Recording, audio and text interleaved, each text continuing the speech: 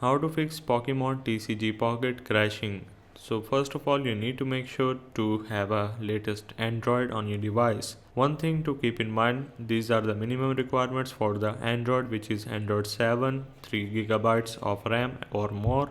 If you have lower than these specs, make sure to update your device. You can take some general steps like going in your apps info, then you need to go for storage usage, clear the cache.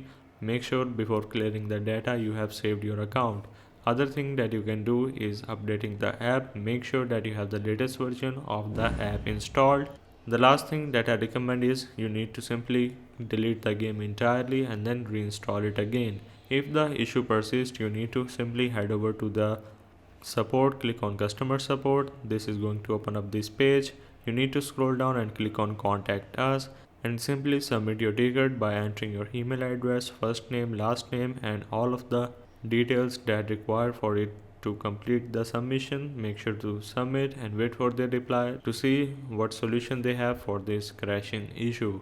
As the game is newly released, you need to also make sure to wait for the latest version as it might fix all the issues.